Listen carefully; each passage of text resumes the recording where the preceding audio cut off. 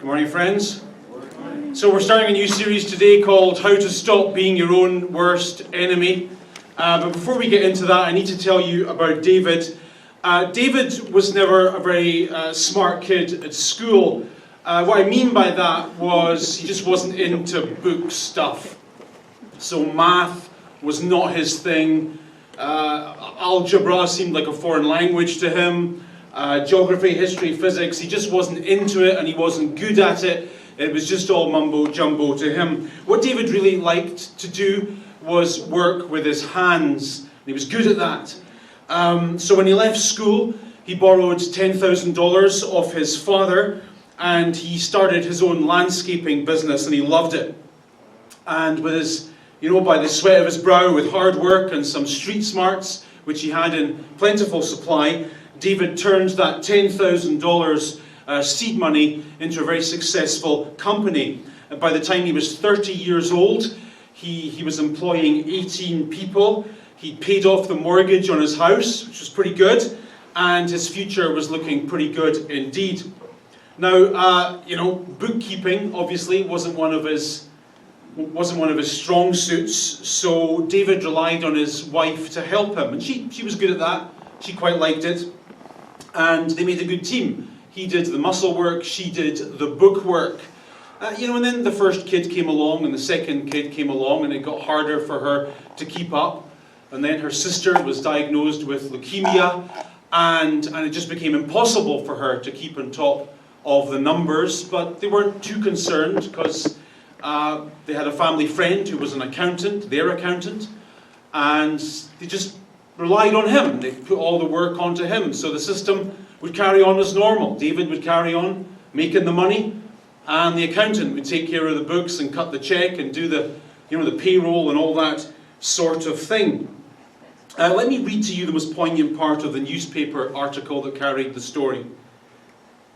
The young couple, David and Natasha, were forced to live in a trailer after their accountant helped himself to so much of their money that they had to sell their home and pay off the debts that they faced. What are we to make of a man like that? What kind of an animal defrauds a young, hard-working couple out of their home, out of their life savings, out of a business that they'd taken 13 years to build? It seems to me, actually, that the word mistake is far too trivial a word to apply to a man like that. I mean, when I go into Tim Hortons and I ask for a double-double and I get it with cream and no sugar, that's a mistake. What this guy did is ugly. I don't think of myself as being a particularly judgmental sort of a person, but I find it hard to be around a man like that. I don't think I could even look a man like that in the eye. I would find him so ugly. And for the next 4 weeks, we're going to be looking at stories of people in the Gospels who, for one reason or another, became their own worst enemies. And this morning's story comes from a really fun bit of the Gospel according to St. Luke. Luke tells us that there was a tax collector by the name of Levi sitting at his tax booth. So here Luke is giving us two pieces of information, both are important. Piece of information number one, the hero of the story is a Jewish man called Levi. And piece of information number two, this man is a piece of dirt. And I know that because in the Roman Empire, the tax system worked on franchises. So how it worked was this. The federal government, if I can put it that way, would delegate the responsibility for tax collection to tax collecting entrepreneurs to whom it would award tax franchises. And to get your hands on a tax franchise, you went to a tax franchise auction and you bid. So it would go something like this. The government would say the tax franchise for Vaughan is available, and there's going to be a public auction at Caesar's Banquet Hall, and anyone who wants to bid on the tax franchise can show up and make a bid. And here's the clever bit. You didn't go and bid with your own money, because that's a drag.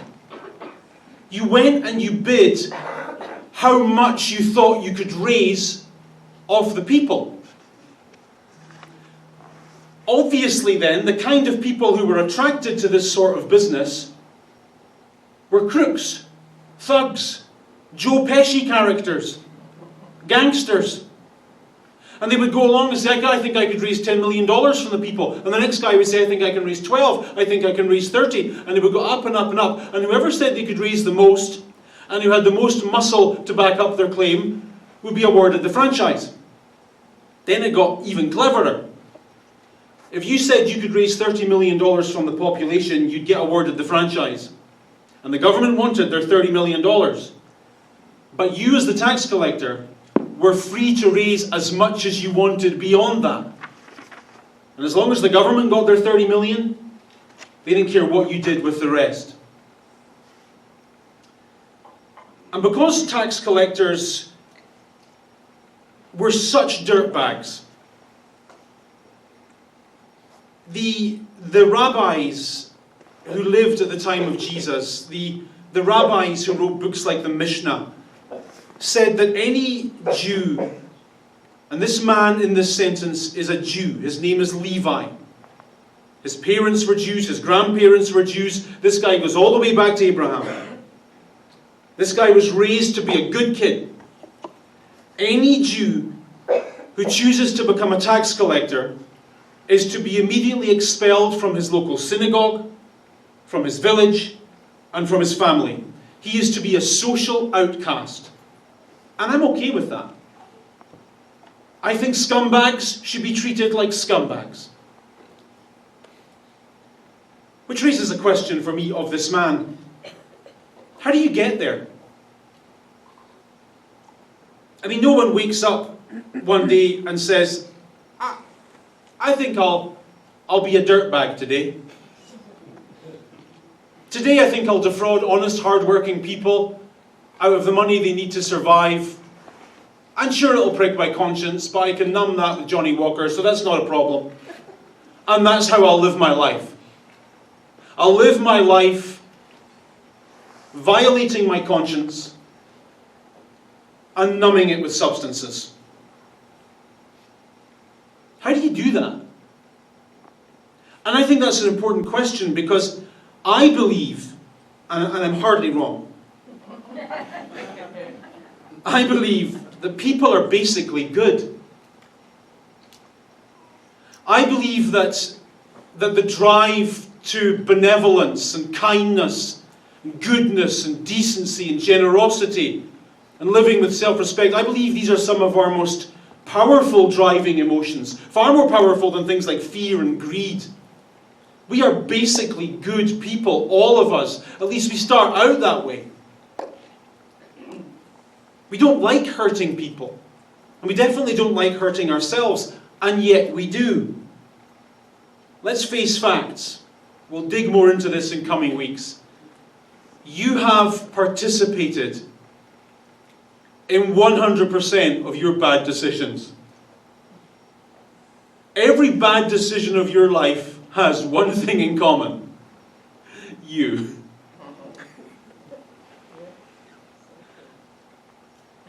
And the religious question then becomes, well, what now? I made these mistakes and they spoiled me. If I'm lucky, me is the only person they spoil, but more often than not, that's not the case. What now? And the answer to that question is what makes Christianity hard to believe and offensive.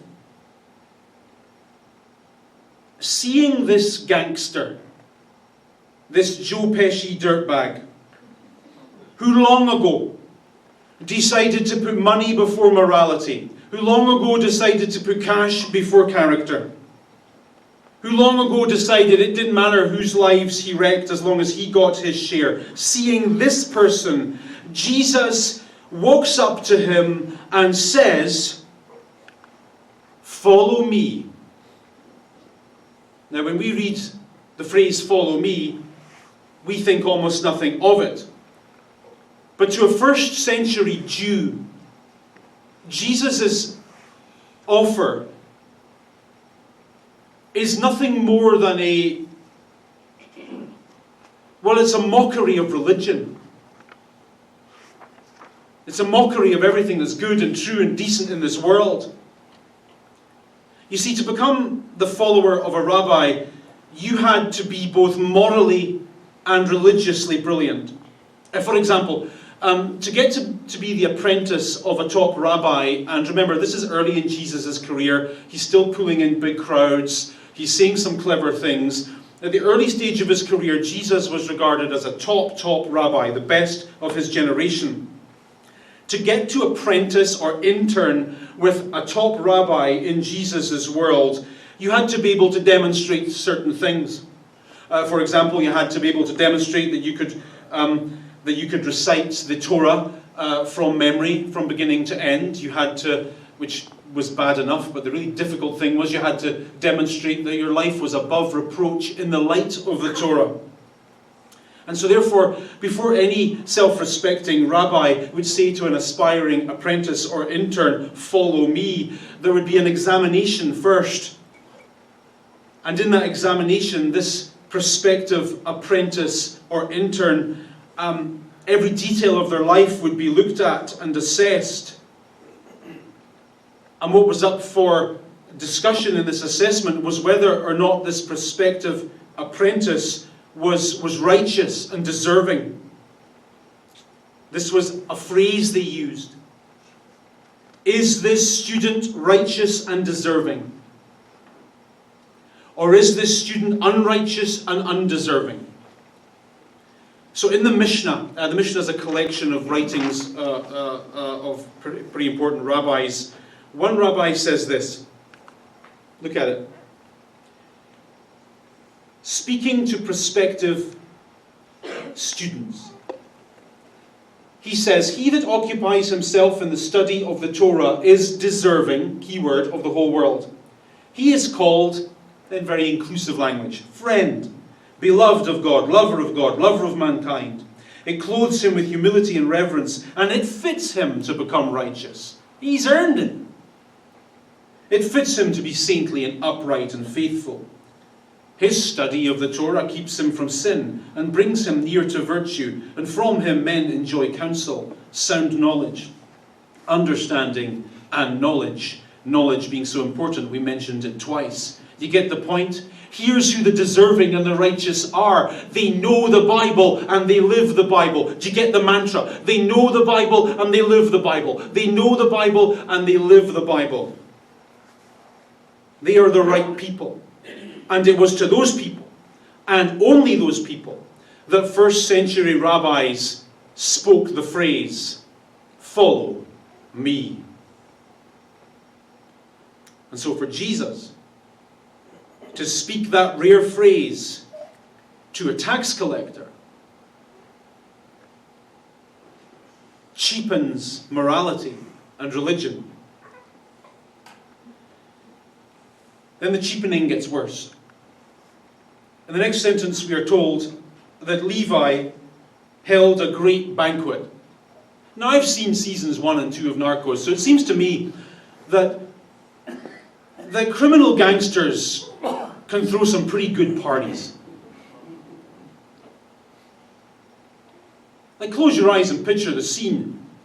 A thug who's extorted millions from the population throws a great banquet. There's some shady people there.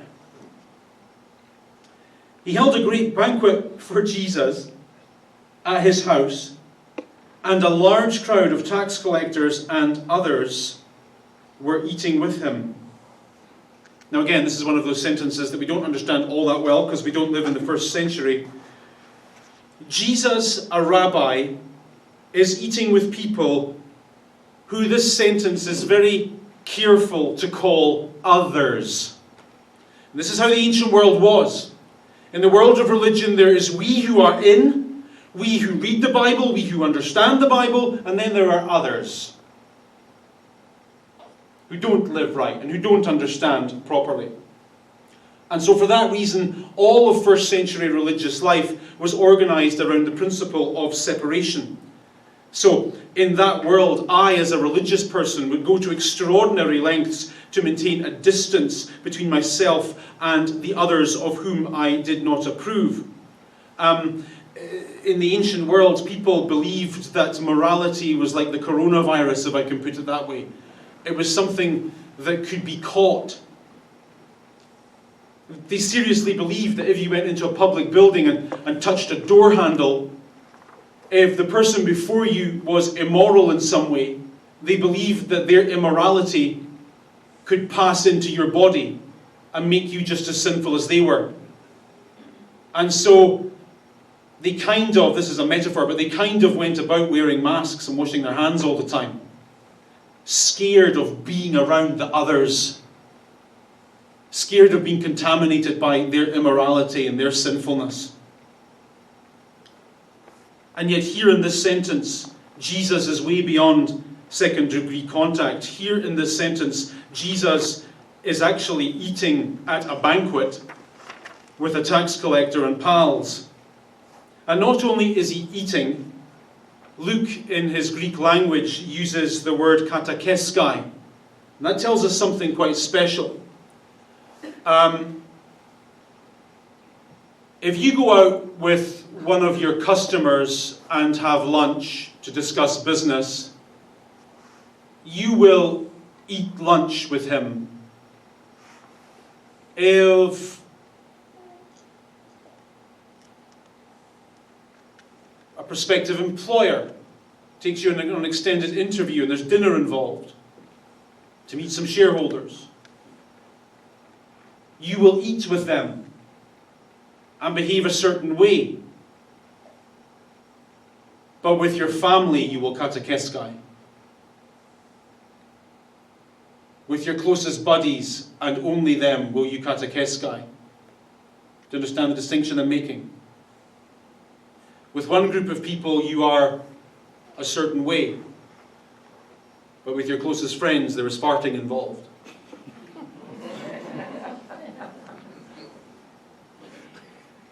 You are yourself. You are relaxed. You are safe. Jesus, with the worst of humanity, katakeskais. Relaxed, safe, totally at home with the worst of people.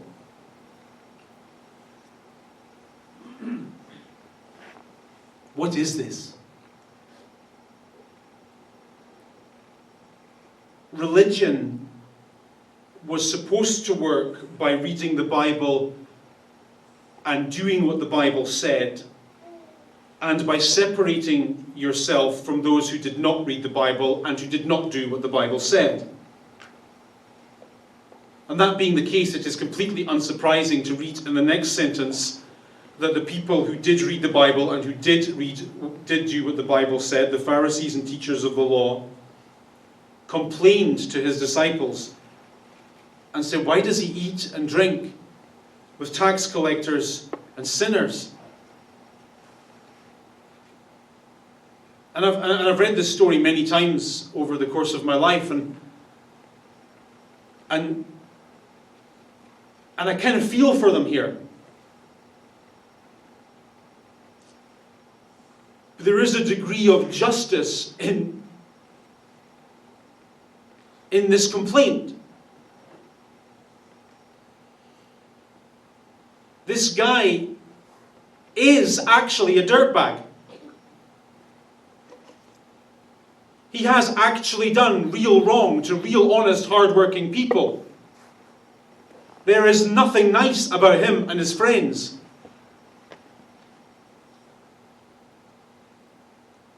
They are rightly called the worst of humanity.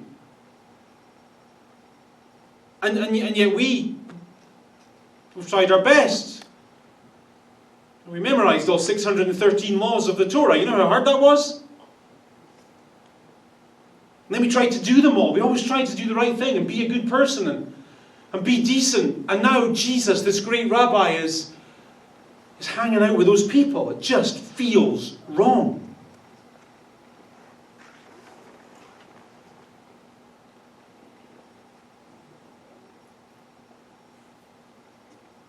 Think about it. What is it about Jesus' actions here that they find so offensive?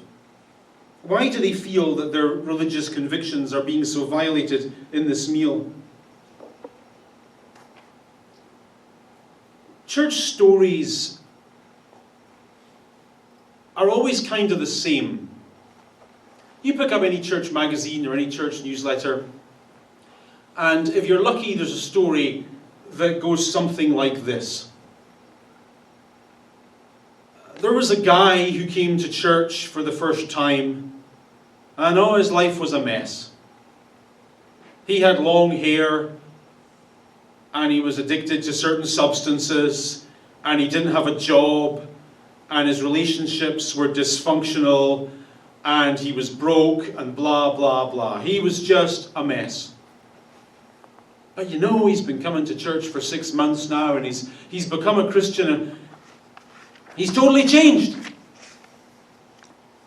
He's got a haircut. Started wearing a suit. Carries a Bible to church. He's got a job, his relationships are better, and he's no longer addicted to those same substances, all of which, of course, is good.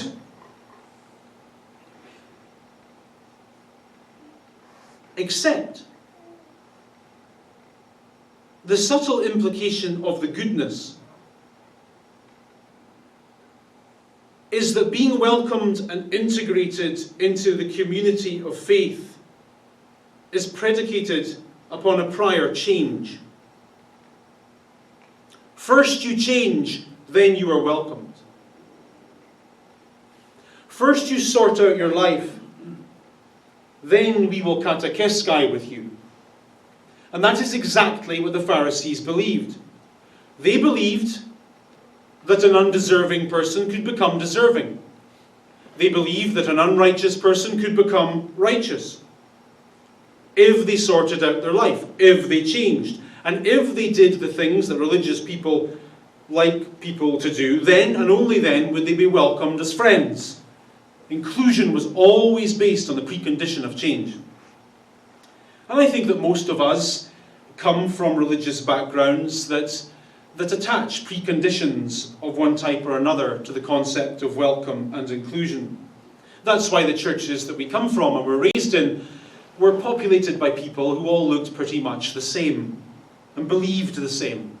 We were all baptized in the same way. We all came from similar demographics. We all had similar political worldviews, we all looked the same. We all dressed the same. And the reason why that was so was because different people never made it past the invisible cookie cutter at the front door. Jesus wasn't like that. The reason the gospel was given the name scandal before it was called a gospel, and that is what ancients called the message of Christianity, a scandalon, a stumbling block that I just can't get my head around. The reason they spoke of it like that was because of stories like this. Jesus was loose with his welcome.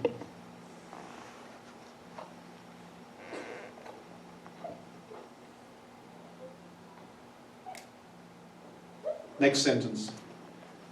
Jesus sums up his thinking on this issue. He says, here's the deal. It is not the healthy who need a doctor. It is the sick. I have not come to call righteous, but sinners to repentance. He's saying to his first century audience that the God-life faith conversation does not belong in the synagogue or in the church or in places like that, where everyone agrees on the issues and everyone speaks the same language and just wants to know more about things they already know about. Those people already have some kind of understanding of who God is and what it looks like when a person decides to follow him. Therefore, the God-life faith conversation in that environment is a lunacy. It's literally preaching to the converted. The God conversation makes most sense outside of that world, in the world of mistakes, in the world of moral and ethical failure, in the world of darkness and brokenness, It is, in fact, in the world of mistakes, in the world of moral and ethical failure, in the world of darkness and brokenness, that one learns the most about God. If you've never put a foot wrong in your life, your understanding of grace is theoretical at best, right? But for those of us who know what it's like to look in the mirror and not like what we see, you understand grace. Forgiveness and mercy aren't just things you know about in your head, you feel them in your heart.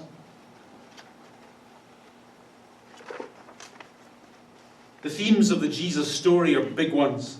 They stir the heart. Redemption, forgiveness, restoration. And in the story, those themes are always and only communicated in a context of failure, calling those people to a new life. And that's what this feast is all about. I think it's a goodbye party. I think Levi changes not to get Jesus to accept him, but as a response to Jesus' acceptance of him. I think he lives like a Christian, not to become a Christian, but he lives like a Christian because God has already made him one.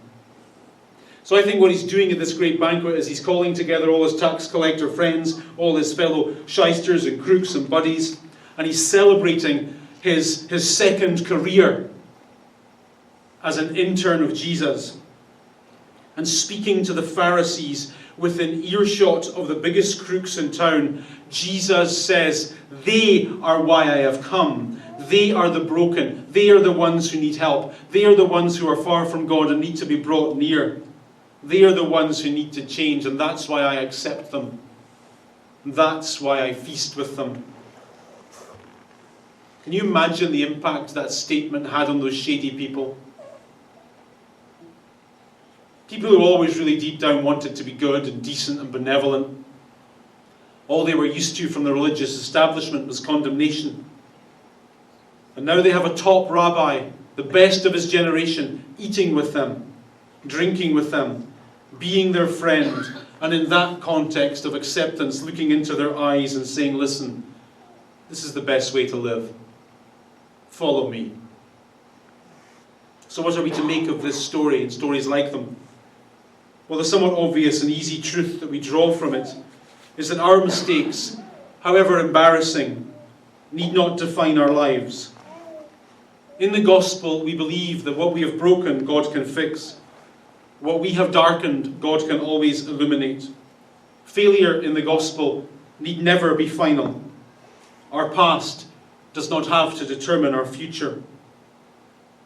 According to the legends of the church, and they're probably true, this particular tax collector who did these particular things went on to become one of the key leaders in early Christianity, and his job was to tell the next generation after Jesus what the gospel was, and he did that by writing the Gospel of Matthew. Quite an extraordinary turnaround to go from the biggest crook and cheat in town to becoming one of the 4 gospel writers. Let me leave you with this sentence. And if there's darkness going on in your life right now, for whatever reason, I want to speak it straight into your darkness. God has a way of turning things around.